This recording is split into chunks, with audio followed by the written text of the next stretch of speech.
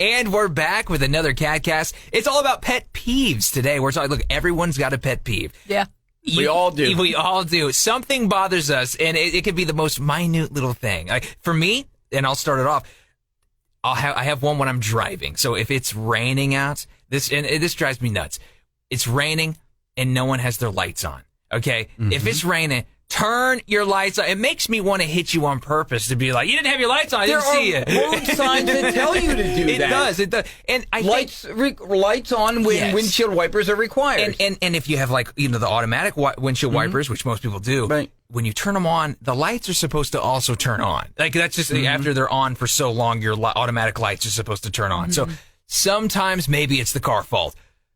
But I'm willing to bet that some people just don't turn their lights on. Well, I think with some people, they have the daytime running lamps. Yeah. Right. And I think if it's too light out and it's still raining, I think that kind of confuses the car some, and it won't pick the lights on. Yeah. So I think some people might think, my lights are on, or the problem's, it's taken care of when actually it's not. It's not. But it's always a gray or white car. That's like the hardest ones to see when it's raining. Can't see you when it's And as a person with a gray car, when I first got it, I have daytime running lamps. Yeah. I learned quickly because people would flash their lights at me that sometimes my lights would not come on because it was not dark enough when it would rain. So I'm like, okay. And so I just kind of got trained automatically. Yeah. When it starts raining, boop, pop those puppies on. A lot of pet peeves are driving peeves. Yeah. Because we all drive. I mean, Sure. for the most part. So, I mean, so many opportunities for pet peeves for driving.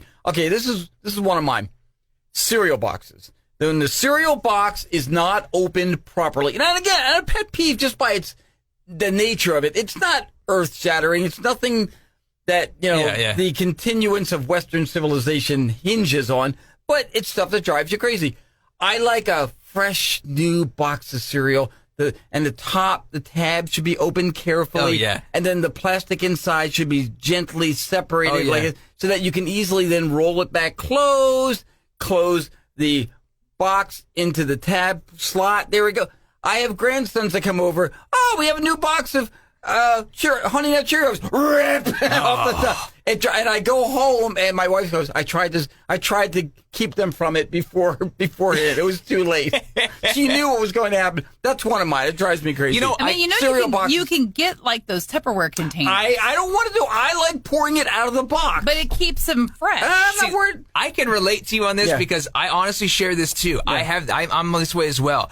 I can't stand when the bag has been ripped halfway down. Right. And it's just like, and now how am I supposed to pour a cereal? You're pouring it out and it's coming out in three different ways. Well, and it makes it stale. And that's the thing too. Yeah. It's like I don't work to buy stale cereal. Plus, with the bag, if it's not cared for properly, you get a big bulge of cereal. So now the box is kind of out like this. So you have to take the box and shake it up so that all the cereal goes up so that it's more flat again. Just flatten the cereal back out a little bit. All once the air goes down, it gets kind of big and round at the bottom. Right. You gotta just even it back out so it fits in the box. Pet peeves, Eric. Wow, holy cow. I know. Okay, so this is one, you've heard me talk about this before.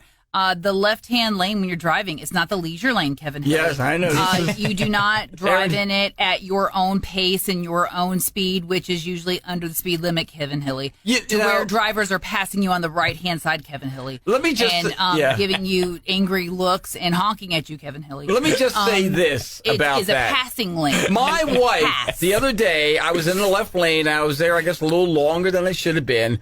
And she says, okay, even Aaron has told you about this on the air. I said, first of all, I don't want you listening to the show ever again, okay? That's right. So she's using Aaron's words against me. That's right. It's true. That's right, because it is not your own personal lane. I get it. You like to think that you're leader of the pack. Hooray, that's great. But you're not supposed to do that. That's actually I see signs illegal. that say... That's illegal driving. I see signs that say Hilly Lane right there. That's illegal driving. You could ask any police officer that, and they will tell you the same thing, that you should not be doing that. Pet peeve. And there's another driving pet peeve. So many pet peeves are driving ones. I got another driving one. Okay, I got another one. It's like, especially now, like with everywhere in Missouri, there's all sorts of lane closures. Mm-hmm. There's all sorts of construction, right? Always construction. Always. I can't stand when people, you see the arrow and it's like, you gotta merge. Merging. Left. There's no right lane. Right. And you see the person get to the actual sign of the arrow to then to cut in. Oh, I'm going to get past 50 cars. Man, every time I see something like that happen, you know what's great is because other people see it too. You see the car coming, you know it's about to happen, and then you get the semi that just goes in the middle, and I'm like, yes, thank you. I'm guilty of that one too. You're supposed to zipper merge. Yes. Is what you're supposed to do. You're supposed to zipper merge. So even though it looks like they're being a complete jerk, a complete you know what. You're supposed to zipper merge, meaning you're supposed to use both lanes until the very bitter end there, and you're supposed to merge together. That's what prevents those long, ridiculous lines from forming. That's what prevents you from having to sit in those stupid long lines forever, is the actual zipper merge. How do I know this?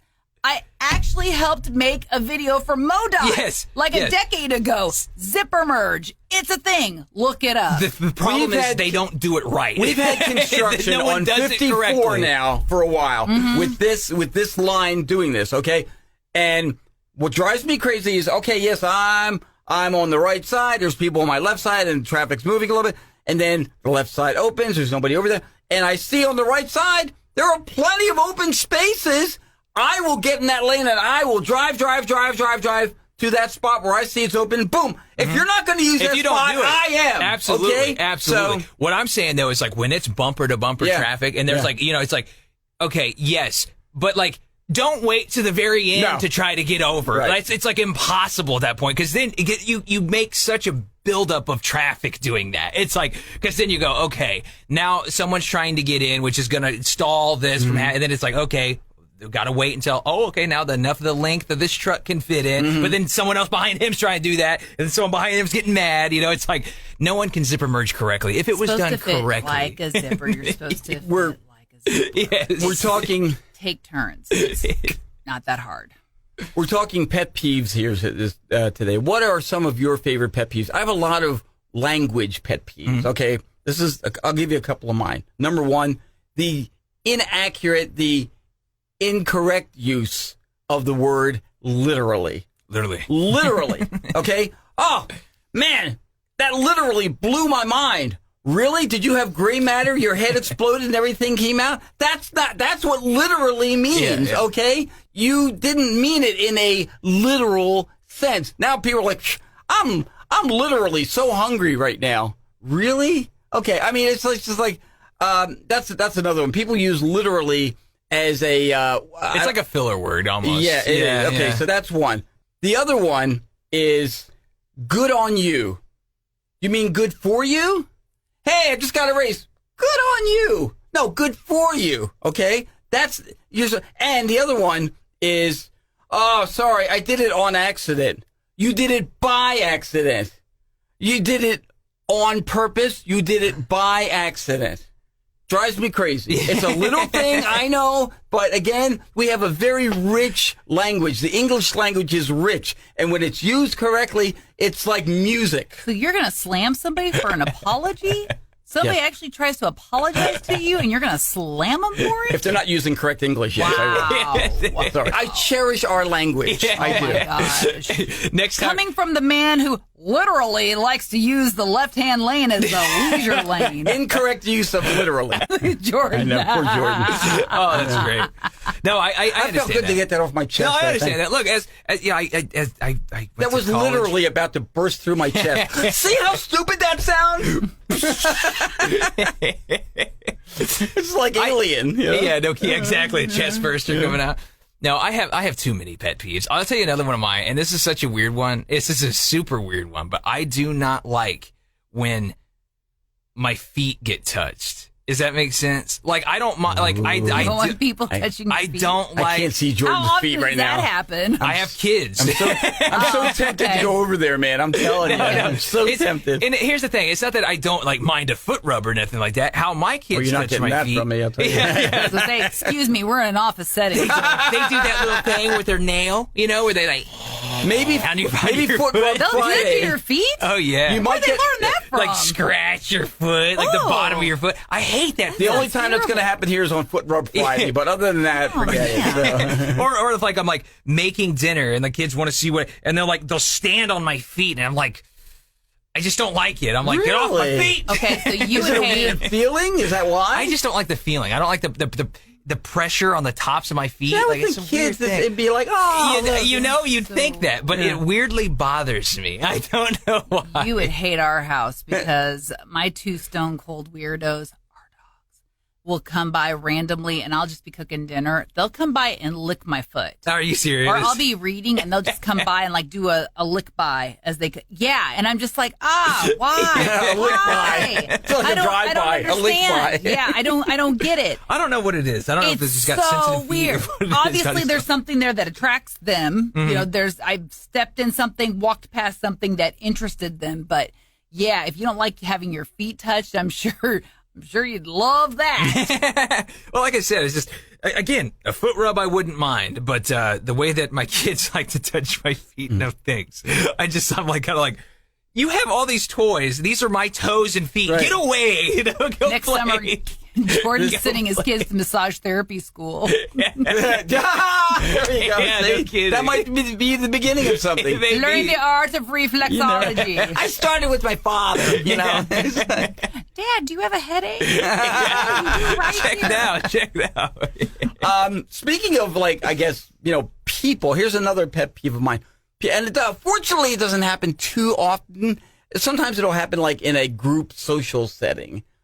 But I don't like it when people stand too close and they're talking to you. And it's like, I like to, like, maintain, like, this distance right here is good. Like, maybe a foot or two is good. But then when they're right, hey, I was listening, but I was like, oh, dude. Yeah. And especially if their breath is stinky. That's even worse. Because you can't say, dude, your breath stinks. Stand back. Oh, yeah. But I don't like it when people, and sometimes they feel like they have to touch you, too. Like when they're, Oh, I know, like yeah. they grab your, I'm like, stop. Stop. I have that. That's another one of mine, too. Like when you're at a drive-through or you're paying for something and, like, you hand them your card. Like, I don't You don't want, like skin to touch. Yeah, I don't want. Yeah, like don't hold my hand, right? Like, I don't know what else you've been touching, yo. And like, I'll hold like the corner of my card or whatever, and they still like do it. And I'm like, what's on my hands? Like, I'm like, keep to yourself. How about sweaty handshakes? People's hands are all like a limp fish. I'm the worst at that. Like, really? I constantly have sweaty hands. I've never shaken Jordan's hand. I'm glad. I could look. I don't know if you can see them glistening now. Like I have sweaty hands. You're just a now. sweaty guy. I just got clammy hands. I'm constantly. That's like one. That's like a. It's subconsciously I think of that. Like when I go to shake someone's hand, like it makes me nervous. I if you watch me like shake someone's hand, I will wipe my hand first, like on my shirt or my hand, like before I shake someone's hand, just to help them out because I know it's going to be a wet handshake, and I apologize. I'm like, I'm sorry. Like I just have sweaty palms. We just spent 4 nights in hotels. And I woke up every single night sweating. I mean, just like a dripping mess. Oh, yeah. I mean, it was the sheets. It had to be the sheets in the hotel. Because I think my wife has like cooling sheets or whatever they call them at our house. That doesn't happen to me much. But in the hotel, it's like, So learned something. Well, I knew Hilly was very anti-touch because once a year, usually around the holidays, before we kind of, break for Christmas or whatever, I get the patented Hilly Heine out hug. He'll hug you, but it's like this. Like he doesn't want your body lower extremities touching. Waist out and everything is going. So, but I'm a hugger from way back. Like my mom was always very touchy-feely. She was always, you hug others, you're nice to others and all that other stuff. And that's how I grew up. So this whole new generation of don't touch me, don't look at me, it's weird. It's weird to me, So yeah, that's something I struggle with people going, oh gosh, so-and-so touched me. And it's like, really? See, really? I mean, are you going to die from that? I don't mind like the hugs. Did that really ruin your day? It might. It might ruin your day. No, I was going to say, I don't mind that, like hugging and stuff like that. It's just, it's like if I know you and stuff like that, it's fine. Or like, it's like, I don't want random people touching my Sometimes arm. I'll force myself to hug. I will force myself to, only because it's, it's sometimes what people expect. But. I just got another one. Tell me. Mine. Especially because now you gotta, not know much a baby anymore is 9-month-old, but when random people also try to come up and touch your baby, yeah, it's like, hey, what? Like, no one does that for anything else. No one does that for any other thing of like just absolutely invading your space and coming over and like messing with sometimes something with of dogs yours. they go pets. Your dog. Yeah, your dog. Yes. Well, yes, your dog. But like, it's just so strange to me. I'm like, that's not your animal. It's not your kid. No, Get away. No. Like, what are you doing? Well, plus, with a dog, you don't know if they're going to try to take a piece of their hand. Kid likely is not going to. Yeah. So. And I understand people just like babies and they get baby fever. But at the same time, like, control yourself a little bit. Can I pet your little boy on the head? Yeah, it's like, he's not a dog. Do we do that to people? You see, you're just petting someone's head. There's plenty of room up here to pet in case anybody's wondering. Okay, so. But no, it's again. It's like, why? Why do you need to touch my kid? I don't understand. Thinking about all the times I have now held and patted on Jordan's children. No, that's fine. You're gonna, you know what? You're gonna have to get one of those things that service dogs wear. Yeah. I'm working. Please don't touch. Again, I'm talking strangers, people I know. Fine, touch my kid. But... Service kid, please don't touch. Yeah, but it's like again, stranger. Why are you touching? I know. I don't know who you are. Who are you? Pet peeves. We've never met. They come up acting like they've known you forever. Pet peeves is what we're talking about today. Okay, I got one more. All right, so it never fails. Someone will hold a door open for a woman, and then they'll look right at me, and they'll close the door. And I'm like, gosh. All right. That's no woman there. I get it. Cool. Thanks. And I get it. Man, that's cold. It's because I'm older and I'm chubbier. All right. Message received. Got it. Okay. Man. Thank you. And it's been like that my entire life. I've always been What is that girl. all about? Hey, I don't know. When I was like 30 pounds thinner, it changed. People held the door open for me. It was life changing. It was kind of nice. But yeah, I could tell when I gained weight again because that stopped. I became odd man out again. And wonder where the line is. Aren't you curious? Okay. Okay. Well, and life's normal. Life's normal again. Okay, yeah. Man. Well, share your pet peeve with us. You got one? Oh, come on. We know you have a pet peeve. We know you do. And no matter how dumb or nothing or innocuous you think it is, we want to know about it. Because, hey, we might talk about it on the air, too, you know? You never know.